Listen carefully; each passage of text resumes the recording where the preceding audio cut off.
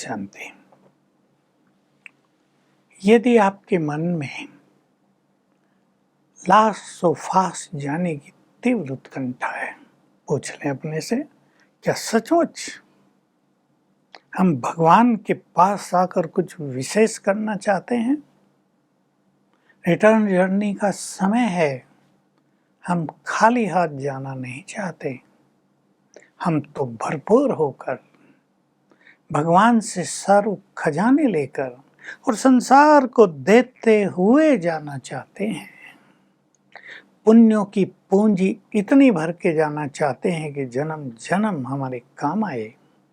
अपने भाग्य को इतना महान बनाना चाहते हैं कि भाग्य की कमी 84 जन्मों में कभी भी ना पड़े। अपने संस्कारों को इतना डिवाइन बनाना चाहते हैं कि जन्म जन्म हमारे पास रॉयल संस्कार रहें। अपनी बुद्धि को इतना श्रेष्ठ, पवित्र और दिव्य बनाना चाहते हैं कि जन्म जन्म हमारे पास श्रेष्ठ बुद्धि का वरदान रहे। पूछ लो, क्या सचमुच हम ऐसा चाहते हैं या अपने में ही व्यस्त हो गए हैं? धन कमाना है, बच्चों की पालना करनी है, इन्हें पढ़ाना है। तो सभी को एक विशेष चीज पर और ध्यान देना है।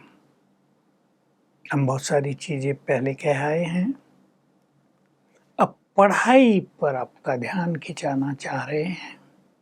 भगवान स्वयं पढ़ाने आ गया है।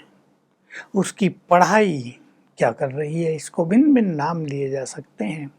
ये ईश्वरीय ज्ञान हमारे चित्त के अंधकार को दूर करने वाला है। ये ईश्वरीय ज्ञान हमें राह दिखाता है, मंजिल दिखाता है। ये ईश्वरीय ज्ञान जीवन जीना सिखाने वाला ज्ञान है। इस ईश्वरीय ज्ञान के द्वारा हम अपनी विघ्न और बाधाओं को सहज ही पार कर सकते हैं। ईश्वरीय ज्ञान से ही हम भगवान के समीप जा सकते हैं, मुक्ति, जीवन मुक्ति का वरदान ले सकते हैं, अपनी बुद्धि को डिवाइन बना सकते हैं। सारा खेल ज्ञान का ही तो होता है दुनिया में। आप बिजनेसमैन हैं, आपके पास अपने बिजनेस का कितना ज्ञान है, इस पे आपकी सफलता निर्भर करेगी। आप स्टूडेंट हैं, आपको अपने सिलेबस का कितना ज्ञान है, आपके अंक इस पे डिपेंड करेंगे। हर फील्ड में पढ़ाई मोस्ट इम्पोर्टेंट। तो भगवान पढ़ाने आता है, सवेरे सवेरे उसकी पढ़ाई पढ़ने आए। वो परम धाम से आता है, हम अपने घर से नहीं आ सकते सेवा केंद्र पर। यदि आप ठंडे रहेंगे कि घर में ही सुन लेंगे, पढ़ लेंगे, टीवी पे देख लेंगे, तो आप सुस्ती के शिकार रहेंगे, आलस के शिकार रहेंगे। और आलस भी एक बड़ा मनोविकार होता है जो मनुष्य को पूरा ठंडा कर देता है, कुछ उसको करने नहीं देता है। तो रोज मुरली की क्लास में मुरली का आनंद लेने आ जाओ। और मुरली सुनाने वालों का भी काम है, वे मुरली में रस भरें, इस ढंग से सुनाएं कि मानो भगवान अपने बच्चों से बात कर रहा है, वो कुछ अच्छी बातें सिखा रहा है। रस भर दें, क्लास में सुंदर वाइब्रेशंस हो जाएं, सबको मुरली सुनने का मन करे, सब मुरली सुनकर उमंग उत्साह में आ जाएं, उनके विचार बदल जाएं प्रतिदिन। ये सुनाने वालों का भी कर्तव्य है। सुनाने वाले तो निश्चित रूप से सब अलग अलग होंगे, पर हमारा लक्ष्य होना चाहिए कि ज्ञान के द्वारा सबसे पहले हमें अपने विचारों को महान बनाना है।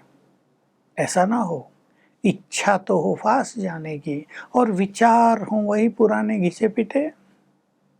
पास से जो कुछ विचार लेकर आ रहे हैं वही कंटिन्यू हैं, उनमें परिवर्तन कुछ भी नहीं आया। क्योंकि विचार परिवर्तन ही तो जीवन परिवर्तन है। विचार बदल दो, आपका जीवन बदल जाएगा। विचार बदल दो, आपका संसार बदल जाएगा। एक व्यक्ति है, माल लेकर सोचता है पेमेंट कर देंगे, फिर आगे बढ़ के सोचता है छोड़ो, उनके पास तो बहुत है। चलता है, सब दुनिया ऐसी है। एक ये स्थिति, इससे दूसरों को नहीं, दूसरों को तो परेशानी होगी, लेकिन इसके जीवन में गिरावट बहुत आएगी। पाप का खाता बोझ भारी करने लगेगा मन को। दूसरा व्यक्ति है, सोचता है नो, मुझे बिल्कुल ऑनेस्टली सबका पेमेंट टाइम से पहले कर देना है, यही सफलता का सूत्र है। कभी नहीं कर पाता तो क्षमा याचना करता है, वे मुझे 1 हफ्ता और चाहिए। ये विचार है जो उसे सुख देगा। ऐसे जीवन के भिन्न भिन्न क्षेत्रों में भिन्न भिन्न विचार मनुष्य की उन्नति का आधार हैं। द मुरली बहुत ही सुंदर चीज है। भगवान के महावाक्य, उसकी वाणी, देखो उसके लिए ही लोग अनहदनाद सुनने का साधना करते हैं। कान बंद करते, आंखें नाक मुंह सब बंद करके सुनते हैं अनहदनाद भगवान का। वो अनहदनाद नहीं होता, वो जो नस नाड़ियां अंदर में चल रही हैं उनकी आवाज होती है। भगवान अब नाद कर रहे हैं, ज्ञान दे रहे हैं, शंख ध्वनि कर रहे हैं, अमृत बरसा रहे हैं। भीग जाएं इस अमृत में, इस अमृत जल के छींटों से अपने चित्त को शीतल कर दें, विकारों की अग्नि को शीतल कर दें, शांत कर दें। इसलिए बहुत ध्यान देंगे मुरली पर। साथ में मुरली से 2 या 3 बातें आपको याद रखनी है सारे दिन के लिए। नहीं याद रहती तो लिख लो, नहीं तो जब क्लास से घर वापस जाते हैं इसी बीच में उन 3 बातों को 3 बार रिवाइज करके पक्का कर दो और संकल्प करो, जब भी खाना खाएंगे याद करेंगे, पानी पिएंगे याद करेंगे। बस इतना ही बहुत है। अगर आप पानी बहुत पीते हैं तो जब भी पानी पिएंगे तब याद करेंगे तो क्या होगा, वो वाइब्रेशंस पानी में जाएंगे। हमारा एक एक संकल्प एनर्जी जनरेट करता है, एनर्जी पैदा करता है। आपके ब्रेन को एक सुंदर एनर्जी मिलती रहेगी सारा दिन। और बाबा के बहुत सारे महावाक्य प्रैक्टिकल में आपको यूज करने हैं। उदाहरण के लिए जो बहुत वेल नोन महावाक्य है बाबा का, बच्चे तुम निमित्त हो, करण करावनहार मैं हूँ, तुम निमित्त बनकर कार्य करो, मैं तुम्हारा साथी हूँ। इसकी प्रैक्टिस करो तो देखो कितना मजा आएगा कर्म क्षेत्र पर।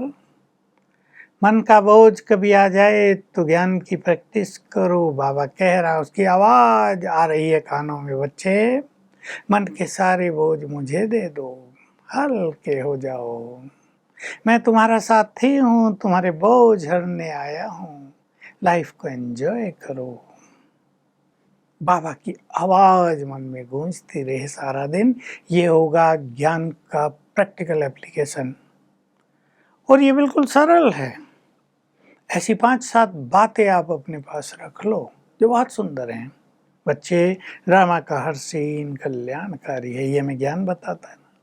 तुम सृष्टि के आदि में देवता थे, ये ज्ञान ने हमें रोशनी दी है। अब ये खेल पूरा हो रहा है, तुम्हें घर वापस चलना आत्माओं को। ऐसी 5-7 बातें नोट कर लो अपने पास, उन्हें बीच बीच में याद करते रहो। जब जब ऐसी सिचुएशन आए उन्हें याद कर लिया, मन हल्का रहेगा, चित्त शांत होगा। स्वमान के अभ्यास से मन बहुत पावरफुल हो जाएगा और हम आगे बढ़ते जाएंगे। हमारी श्रेष्ठ स्मृतियाँ, हमारा श्रेष्ठ स्वमान हमको निरंतर आगे बढ़ाता है, मदद करता है। साथ साथ रोज थोड़ा सा समय एकांत का अवश्य निकालें और एकांत में ज्ञान को रिवाइज करें।